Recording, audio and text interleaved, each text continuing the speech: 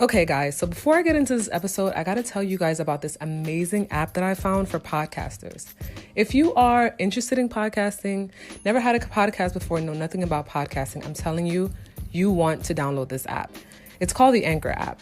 Now, the Anchor app has literally everything you could ever need to build your podcast for absolutely $0. I am not joking. It's literally what I use to record my podcast every week. If you are at all interested in getting into the game, you want resources, you want to be able to record with friends, you want to be able to have all the things that you need basically as a starter kit, you want to download this app. Just go to anchor.fm and get started. Guys, you're going to thank me later, I'm telling you.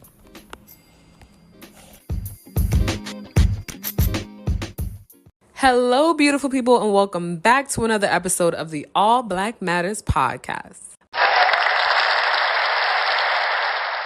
I'm so happy that you guys tuned in yet again to another episode of this pod. I am just so excited to have you guys. You guys know how I feel about it already. Before I go into the topic for this week, I kind of wanted to make a mini announcement. There's a slight adjustment to the schedule of the release of the pod. So instead of every week, as I usually have been doing, I'm doing every other week, just so, all things flow correctively, smoothly, which would be a better word instead of correct. I don't know what the hell I was thinking. But anyways, that's just a small little anecdote for you guys. So just look out for the pod every other week. And usually I release either on Tuesday or Wednesday. So look out every Tuesday and Wednesday, Tuesday and Wednesday for a brand new episode. This week, I kind of wanted to change the speed. So I know I've been featuring a lot of guests on the show lately and just kind of giving people the space to be highlighted and spoken about. I've been giving people the opportunity to kind of talk about what they do and how it impacts the world and how you guys can get involved if you're interested in any of those things. This week, I just kind of wanted to talk. I just wanted to wrap it up how we usually do. You know what I'm saying? Give y'all a piece of my mind, okay? And obviously, I love when you guys interact with me. So please do so. This week, I just wanted to talk about the importance of protecting Black women. And if you are interested in that, stay tuned.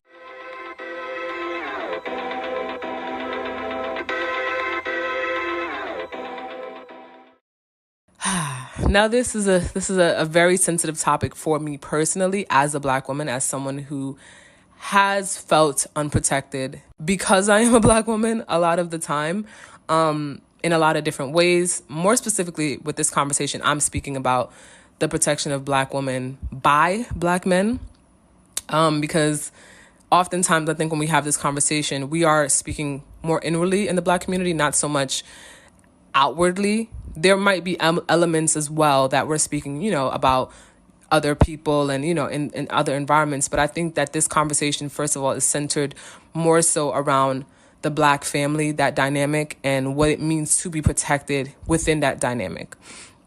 And so, again, it's something that I feel very passionately about because of my personal experiences and just socially and, societally, what I've seen.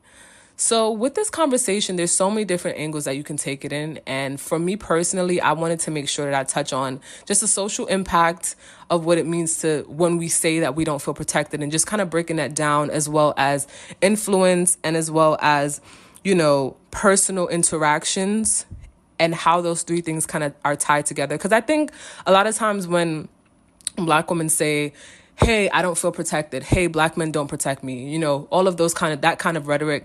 A lot of the time, the first response we get from a Black man is, I don't do that. That's not me. I'm, doing X, Y, and Z. And what's funny is a lot of the times those same people are the ones who are not protecting Black women, because the response to quickly say, hey, I don't do that, is more of a defense mechanism than it is listening to what we're saying. Because what you might think is protecting a Black woman, it may not be that to her. And the optimal part of this conversation is what we feel and how we don't feel protected. So in order for that to change, instead of just saying, hey, I am doing what I'm supposed to do, I think the posture that, a lot of Black women are looking for is a posture of listening and trying to understand what it is we mean when we say that. What you might interpret to be something may not necessarily be that to the person that feels offended, hurt, disenfranchised, whatever the case may be. So again, the way that you kind of get past it or work with that or try to heal the situation is not by first retorting, what you feel like you are already doing, the position that you feel like you're already making, how you feel like you are already above reproach. And I think that the better way for us to move forward is for you to listen and try to understand why I'm feeling this way, or why as black women in general, each black woman feels that way that you've encountered. So with that being said, I want to start off by social impact, right? I want to tackle that first.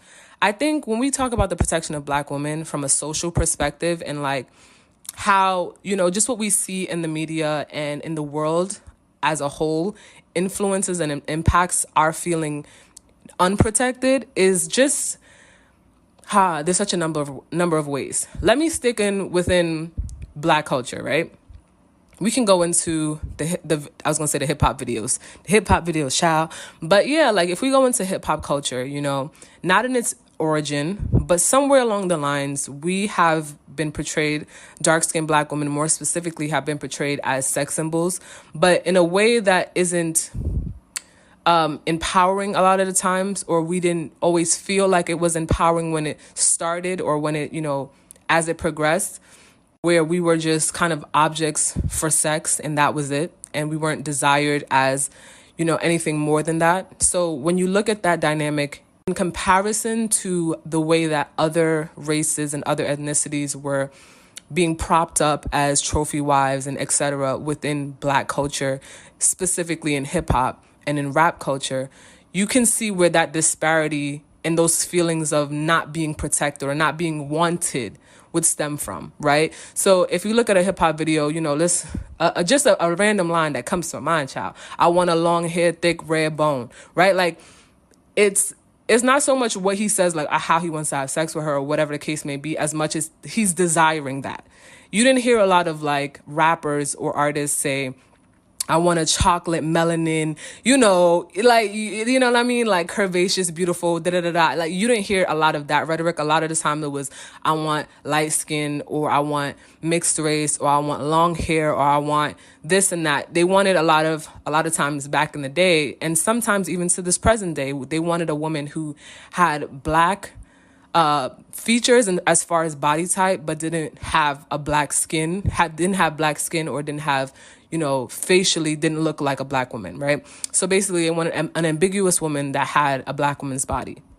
If you want to picture it, Kim Kardashian, right? So that was a lot of times what we had. Like for me, I grew up in the 90s. That's what I grew up listening to. Like a lot of the Black artists, that were popular, who all of my little boys in the class wanted to be like, all of my, students, people that I knew around me aspired to be like, was these rappers or these artists or these football players even, or these, basketball players that a lot of the times the people that they had around them and the people that they propped up did not look like us. So there's just in that in itself, that may not seem like, oh, like, how are you not protecting Black women in that? That just makes us not feel wanted. And so there's a level of nakedness that you kind of feel. And then when you translate that into the people that you see in the videos being the most, let's say, vulgar, or the people that are being treated like not to the same standard as those people that are being propped up. A lot of the times the video vixens or the people that played the wife or the girlfriend in the videos were not the same complexion or didn't look the same way as the ones that were just, kind of like at the side, not getting as much shine or not getting as much praise, let's say, as the other woman. So socially, we already see, as a child growing up, I could talk about myself personally, I saw that, okay, there's a difference here. Just a very basic difference here. You're hearing it in the music, you're seeing it in who people kind of admire or want to be like versus what you look like. So there's already this disconnect, right? Even if we go into like years later, what you see in the media now, what people have said, we can go back to a few weeks ago when, 50 Cent was on Lil Wayne's little podcast that he has, and how they were speaking about how exotic women pretty much were better than Black women for whatever stereotypical reasons that are false, by the way. But, that was their opinion, and how those people are people that have a lot of the attention and validation of black men in our communities. And this is the rhetoric that's being pushed. Now, I know there are some people, some black men specifically, that would be like, look at the people that you're looking to, look at the people that you're expecting to do better. And it's like, that's interesting, because these people are worthy of your praise and acceptance and respect for one thing, because let's say the struggle is similar and they were able to quote unquote make it out, et cetera, et cetera. But then we can't hold them to the same high regard when it comes to other things. That's never a level of like cohesive, universal accountability to be had when it comes to certain things. And I think that that's a divisive factor within the black community, is that we can't just agree to say, hey, this is wrong, let's change it. We're not going to hold such and such to a different standard that we hold this person to, because again, as a community, we need to change this and we need to get better. And the way that we can get better is by holding every person accountable. Going back to like the social impact, what we see socially makes us sometimes feel unprotected. If we go into the personal interaction of it, this part is something that I find to be so interesting. My personal interactions with black men, as from childhood growing up, have been probably the most damaging for me. I've been called ugly. I have been called fat. I've been called, so many things by little black boys, worthless, so many things by little black boys. And you start to feel like your self-esteem is affected by that. You also start to feel like the people that look like you don't appreciate you. And I think that that's the biggest part of this not feeling protected, is like the people that look like you don't appreciate you. So if you can't be appreciated by the people that look like you, where else can we go? Like, you know what I'm saying? If you catch the reference, you catch the reference. But like if it's like you can't even be appreciated by the people that look like you, then how can you expect anyone else to? You know what I'm saying?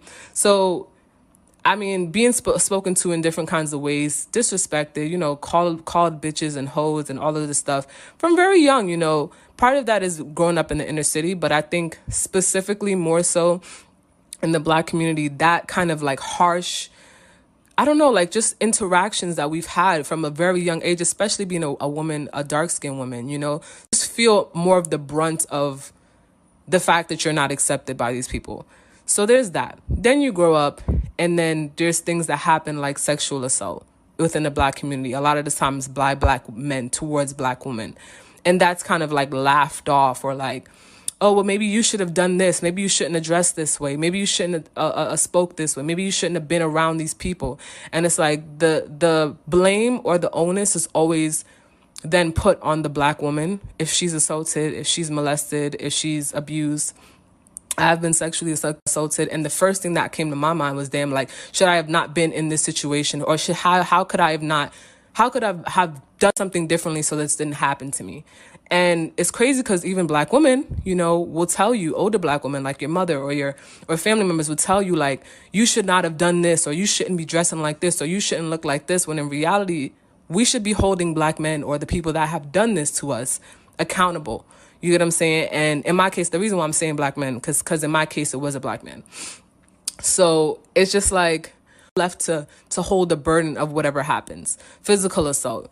You get in an abusive relationship. Why was you with him? Why was you stupid enough to be with him? And et cetera, et cetera. It's always the onus on the black woman. A lot of the times that these issues that we kind of deal within the black community, the onus is always on the black woman to kind of be smarter, be better, kind of like live above reproach. And like, we never are holding these black men accountable for what it is that they've done or said.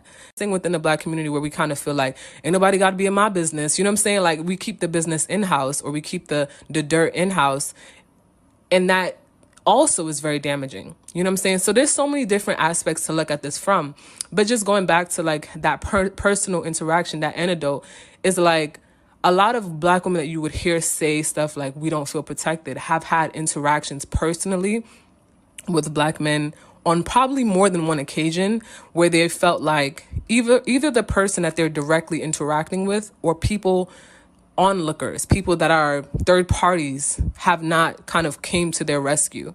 Going like a bigger scale of things, we could talk about, this Vado situation with Meg and Tory. It's like, she was dragged for weeks before anyone kind of took her seriously. Even when we go to Keke Palmer, you know, and Trey Songz, it's like there's this idea of when it's a black woman, it's like, are we really going to take this as seriously as we can take it? Or until we have to see evidence first. And I just think that and the generalization that you hear when you hear a black woman say, hey, black men don't protect us, it comes from that. It comes from seeing countless times where, you know, we got a Breonna Taylor, and we just got so many examples of us not being taken seriously, a Sandra Bland, or, you know, people just trying to make it seem like, okay, well, it ain't that serious when it comes to us. It's not that deep when it comes to us. That eventually you become almost callous and you become almost like cynical, and you're like, you know, all of y'all just don't care. And it's not necessarily the truth, you know, to those people that will say not me, but it's oftentimes such a majority and such a prevalent thing that it's hard to see anyone who isn't doing that. Now, let me again speak to those men who oftentimes like to remind black women that they are not the problem. I'm gonna just give you guys a little anecdote. I was speaking to someone, actually, I've spoken to a lot of people who have told me, because child, I'm always talking about black issues. That's just me. That's who I am. But I was speaking to two different people in two different times, two different experiences, over the past, I would say, year. Both of whom spoke to me, and I'm talking about like not necessarily dating, but like, you know, when you're in the talking stage, you're like, oh, let me get to know this person, etc.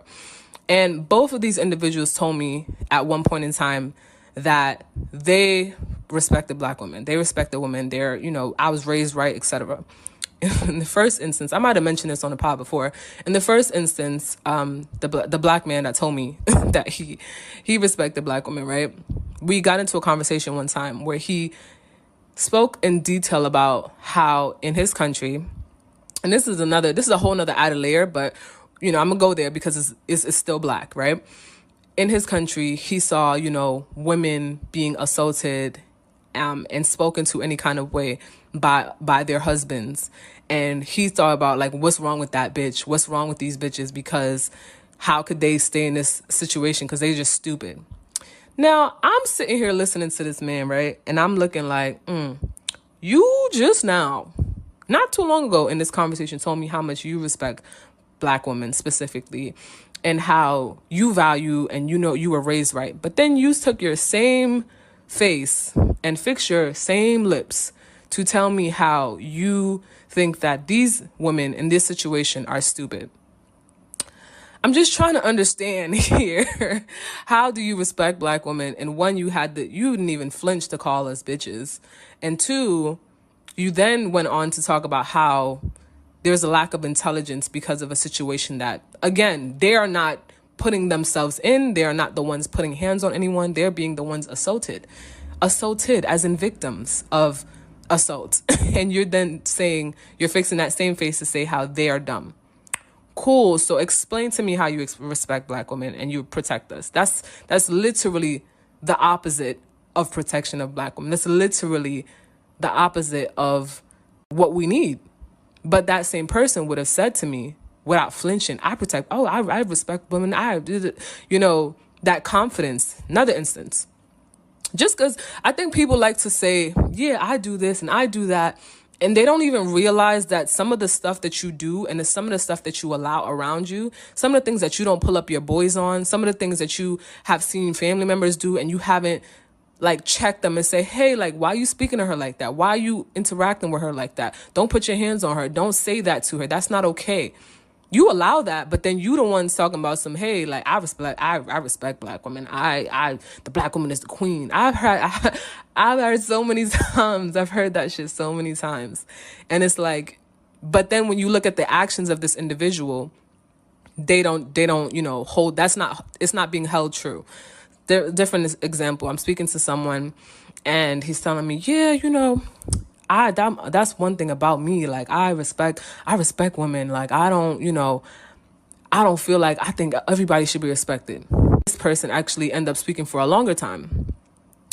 And we came to a situation where we were hanging out one time and for some reason he felt like I was obligated to have sex with him. I then refused and said, no, I'm not, like, I don't feel comfortable. Like, I'm okay. Like, no, I'm not with that. He then proceeded to tell me how I was weird and why I'm acting like that, and just implying, who do I think I am, pretty much. So then I said to myself, I said, if you think I'm acting weird, then I can leave. I'm not going to stay in a situation where I don't feel comfortable, and then now you're telling me I'm weird because I don't want to comply with what it is that you want. So I'm going to go, and that's it. Once I said this to this man, he then told me to leave and to never speak to him again. Now, in that situation, I respect the fact that, you was honest. Let's just keep that, very clear. I'm very happy that you was honest with me, because trust me, he was blocked and I never reached out to him ever again, because I listened. But going back to me saying I don't feel comfortable, though, just hearing those words, and that's literally what I said. I didn't say, oh, I didn't say anything, because again, I'm not someone who likes to irritate situations, because again, as someone who has, I guess you could say, has been a survivor of sexual assault and sexual abuse, and, has been a survivor of physical abuse and stuff, you don't put yourself, when you're already hypersensitive in a situation, you don't put yourself in a situation to kind of like agitate it, if that makes sense. So if you've already been assaulted by someone, not this specific individual, obviously, but if you, let's say, been assaulted by a man, when you're around men, you're kind of hypersensitive and you're always looking for escapes and you're always looking for ways out of the situation. So you're almost never, at least in my experience, you're almost never agitated to where you can get assaulted again. You get what I'm saying? So for people who often love to say that too, like, oh, you've been assaulted and now you put yourself in another situation. No, trust me, if you've ever experienced abuse, you are the kind of person, 9 out of 10, who's always looking to pacify a situation, to like diffuse it, to make sure that you don't ever get to a place where this person is ever mad at you. That's why you have a lot of women that have been abused that stay in the relationship, because they don't ever want to get that person mad again so that they can do that same thing to them again. Anyways, going back to the situation, I was very amicable. I just said I wasn't comfortable. And this person then retorted by saying that something was wrong with me. I want to offer this as an antidote to people who like to say, a lot of times, the first thing that they say whenever they're told how Black women feel, or saying, like, from the time that they hear something like, okay, Black women don't feel respected, their first response to that is, I respect Black women, or I, protect Black women, or I am not one of those people that does X, Y, and Z. Maybe what you think is protection, maybe what you think is respect, may not be to that person. You feel not respected by, for instance.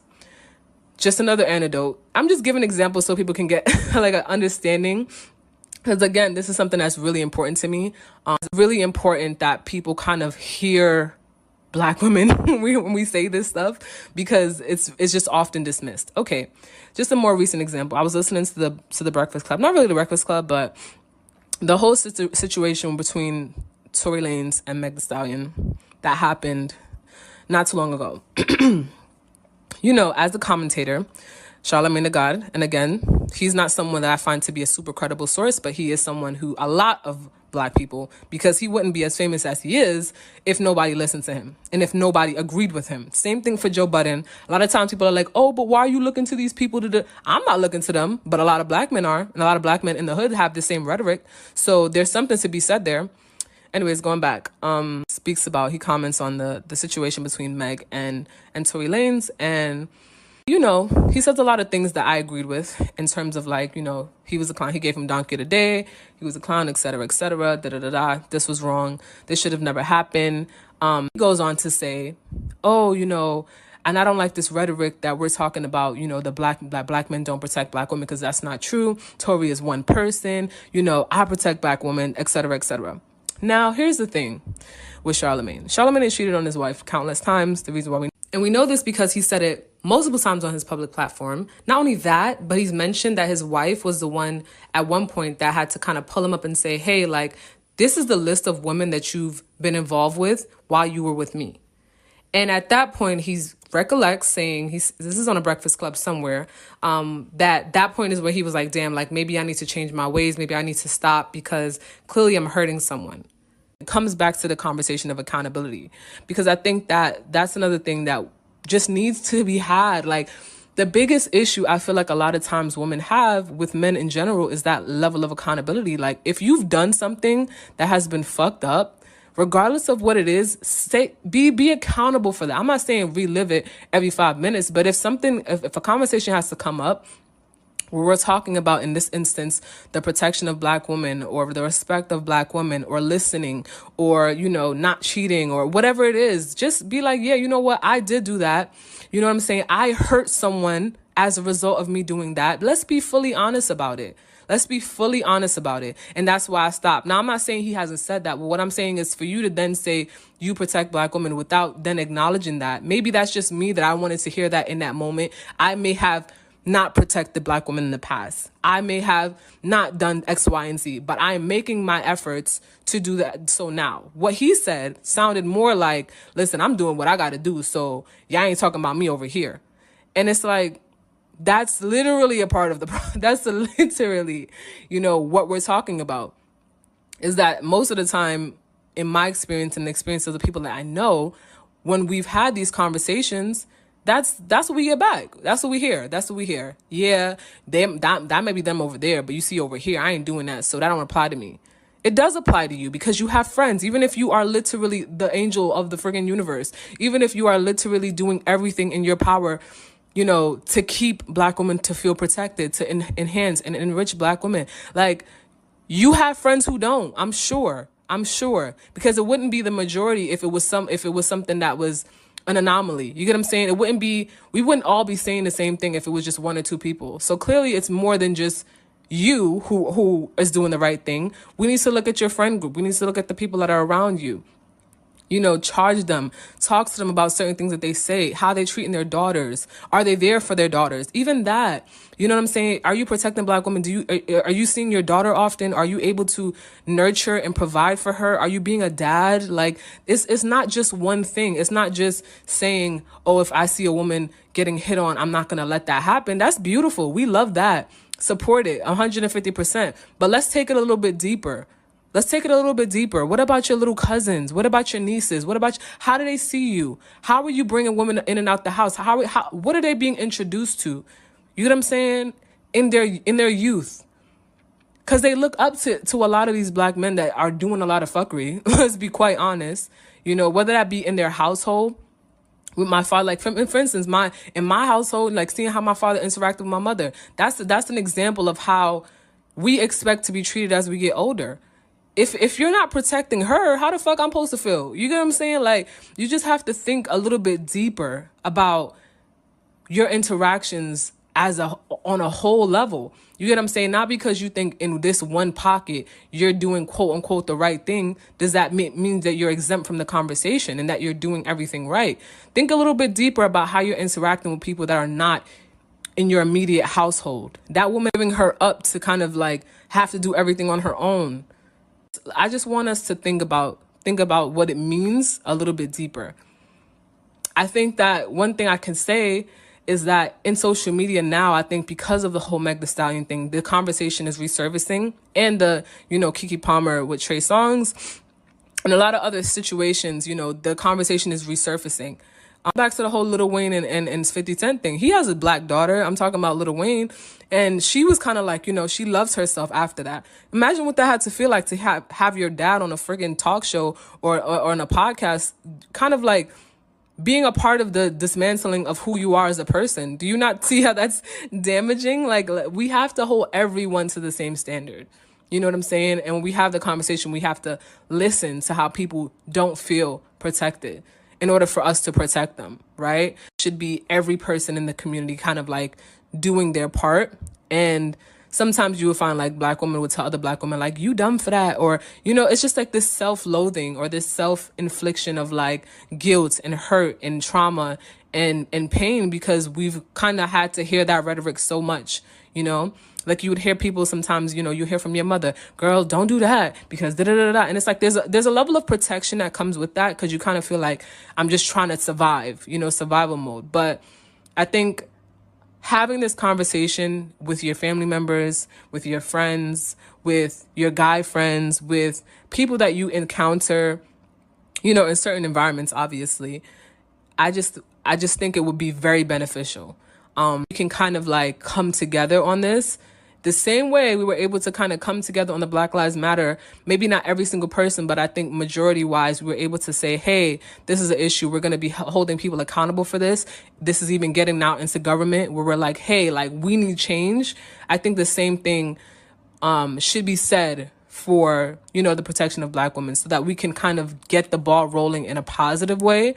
So far, I'm seeing some people say some positive things on socials, but again, there's still a lot of work to be done. So in this episode, I kind of wanted to give a little bit of my perspective, also to kind of like educate some people, or just offer a different just vantage point, so that we can kind of all get to that same page, So yeah, I mean, that's my little anecdote. I spoke for a long time. Y'all ain't hear me speak for a long time in a long time. And yeah, like, I just hope that you guys take that with you and let me know what you think.